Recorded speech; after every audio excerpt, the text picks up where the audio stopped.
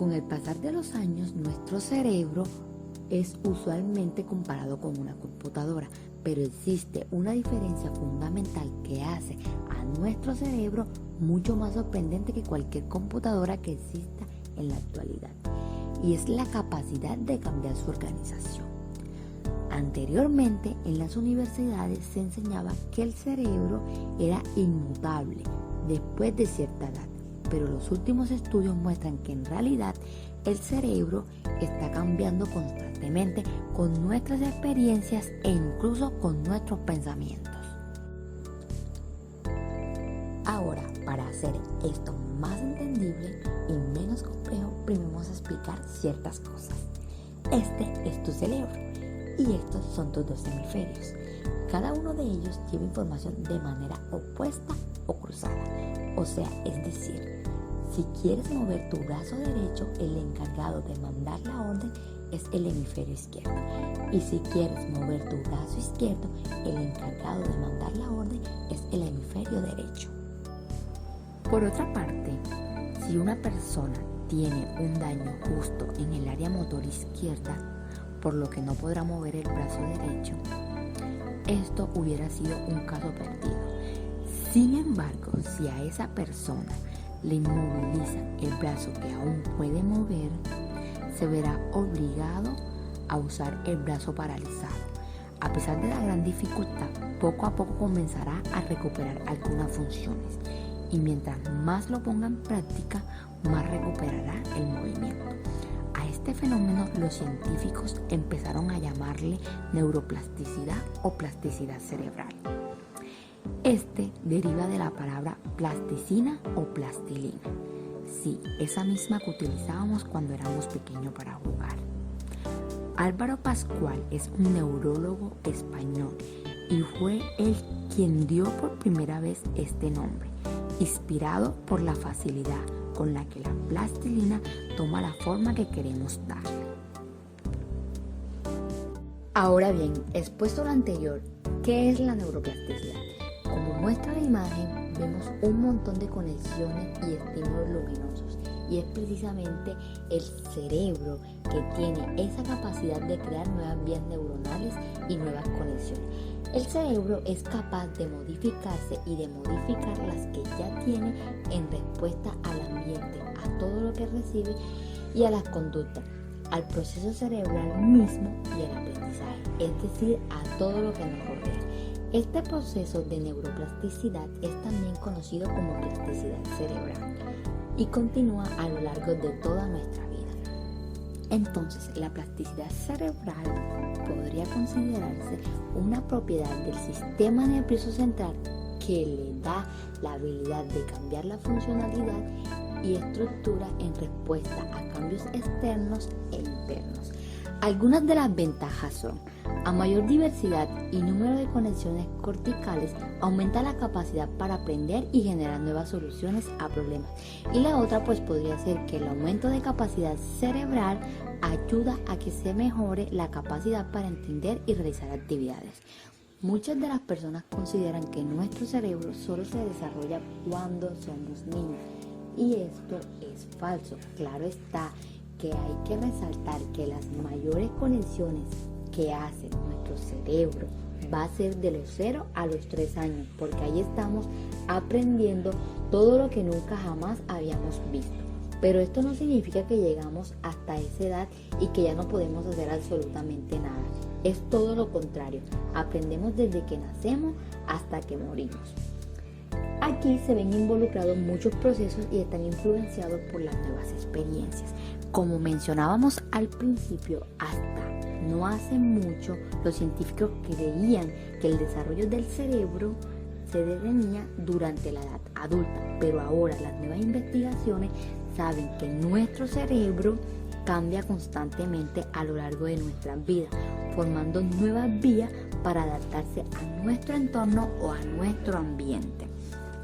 Un dato muy importante es que la neuroplasticidad permite que el cerebro compense incluso lesiones y enfermedades. Un ejemplo puede ser: un anciano le da un derrame cerebral. Este escribía un diccionario de términos. Cuando a él le da el derrame, logra salir de esto, pero no recuerda absolutamente nada. El anciano tuvo que reaprender todo lo que ya sabía y tuvo que recibir estimulación neurocognitiva o rehabilitaciones neurocognitivas para poder acordarse de todo. Gracias a esto logró recuperarse en muy poco tiempo y seguir con su vida. Es por eso que es necesario comprender cómo funciona la plasticidad cerebral, ya que puede ayudarnos a alcanzar nuestras propias metas cognitivas. Entender que mi cerebro es capaz de aprender y mejorar muchas cosas, permitiéndome que mi capacidad de interpretar el aprendizaje sea diferente y así tener otras visiones. ¿Cómo cambian nuestros cerebros? La neuroplasticidad no sería posible sin rasgos maleables que tienen las neuronas, porque son ellas precisamente las que hacen esta neuroplasticidad. Las neuronas son las que hacen que el cerebro cambie y que todo el cuerpo funcione de manera eficaz. De hecho, las neuronas son las células más longevas de nuestro cuerpo. Es un dato muy importante, ya que son las responsables de transportar toda la información que llega a través de los sentidos, a través de nuestros músculos y de los órganos de nuestro cuerpo. Son ellas, pues, las responsables de prácticamente todo.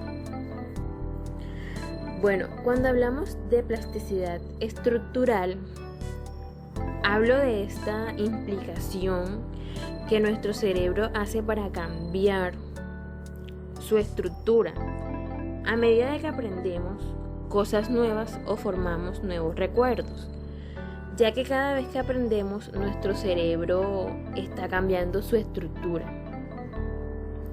Cuando hablamos de plasticidad cerebral, estamos hablando de la capacidad del cerebro para mover esas funciones de una área que está tal vez dañada. ¿Qué puede ser? Puede ser un derrame cerebral y puede dejarle con algunas secuelas sumamente graves en algunas partes del cerebro. Esa capacidad de moverse, hacia otra parte para poder compensar. ¿Cómo se comunican las neuronas?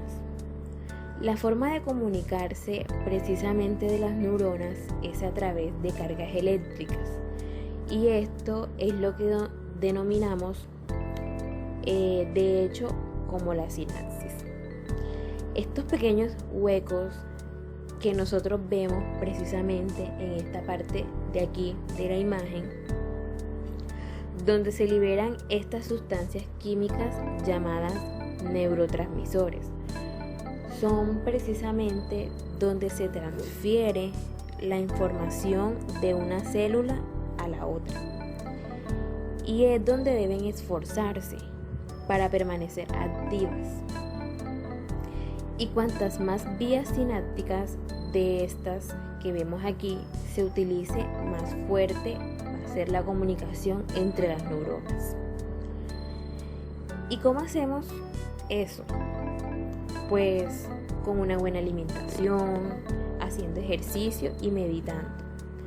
Esto nos permite que estas descargas eléctricas sean mucho más fuertes, y a medida que nos vamos adaptando a nuevos entornos, nuestro cerebro probablemente pueda hacer que ciertas conexiones neuronales que no se utilizan o que no son necesarias con el tiempo se desvanezcan.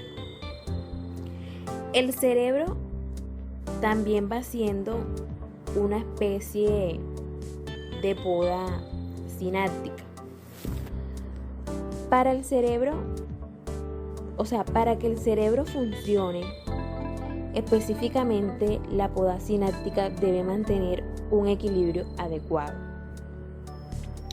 Los investigadores sugieren que estas podas cerebrales estén equilibradas.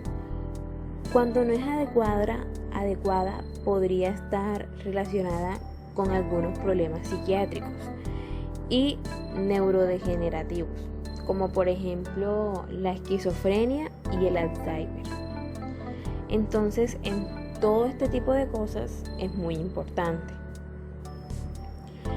Si no se poda lo suficiente, el cerebro permanece hiperconectado, ya lo que según algunos estudios lo relacionan con el autismo, por ejemplo. Y por el contrario, cuando es demasiada poda sináptica, se interrumpe la comunicación entre las neuronas, porque esta no existe, esa capacidad de comunicación adecuada.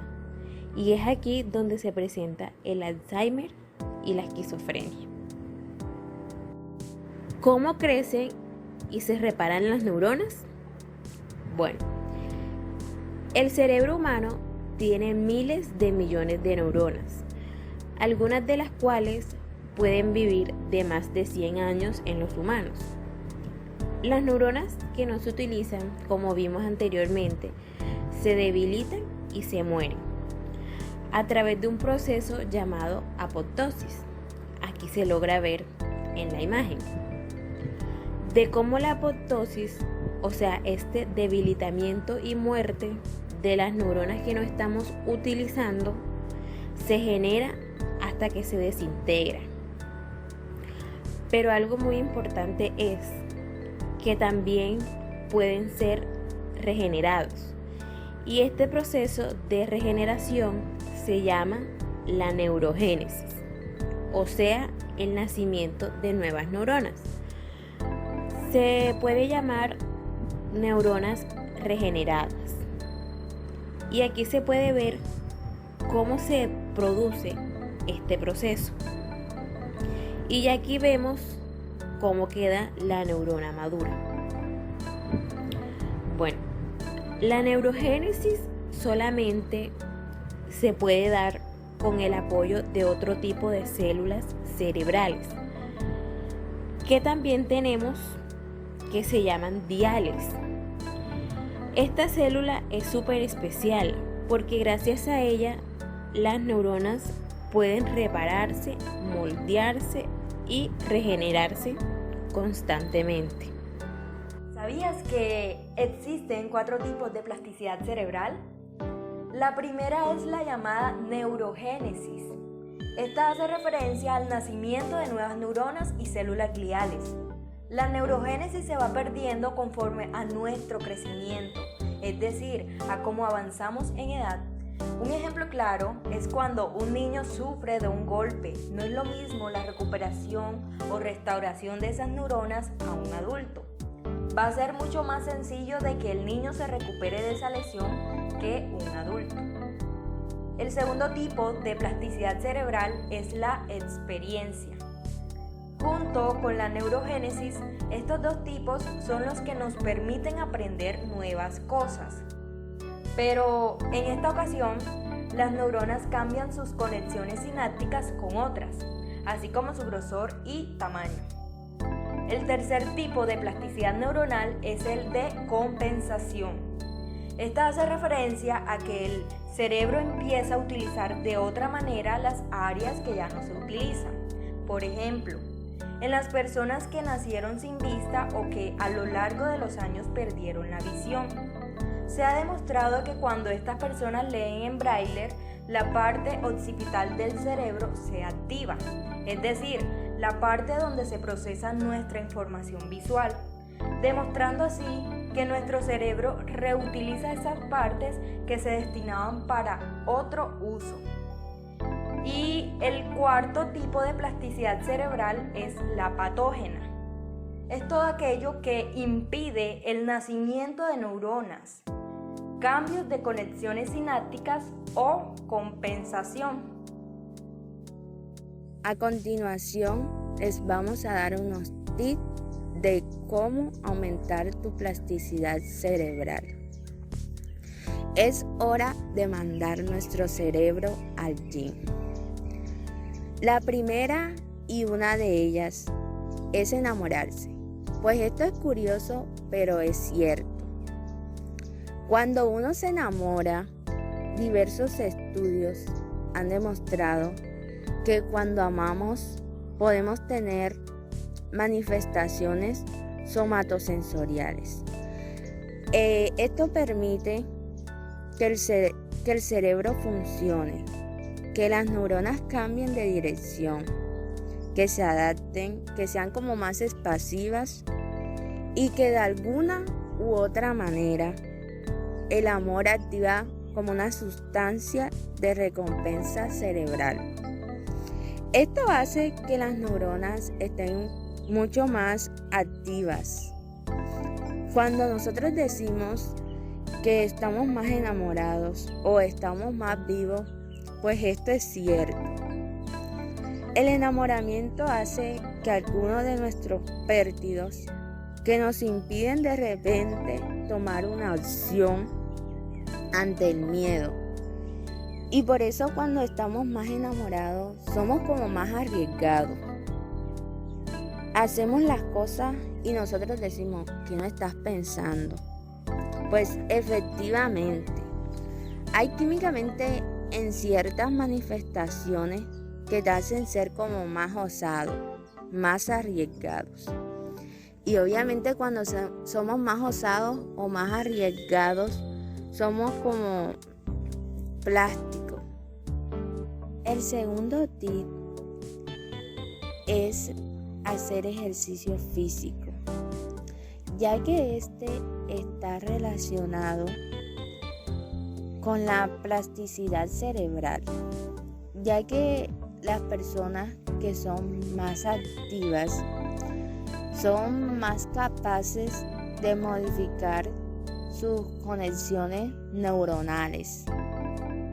El tercer tip es revivir el pasado, pero no revivirlo para que siempre nos contemos como la misma historia, sino que nosotros nos demos la oportunidad de reinterpretar lo que sucedió en el pasado y desde allí cambiar nuestras emociones, nuestros sentimientos, para que nosotros aprendamos y asimismo extraer aprendizajes.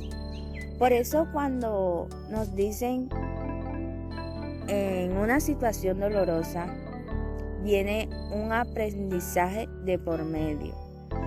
Y sí, y solo si nosotros estamos dispuestos a extraer ese conocimiento, y a veces cuando nosotros revivimos el pasado, lo hacemos desde el dolor y desde quién fuimos en ese momento. Y aquí la clave sería en quién me quiero convertir y cómo lo debo interpretar desde allí.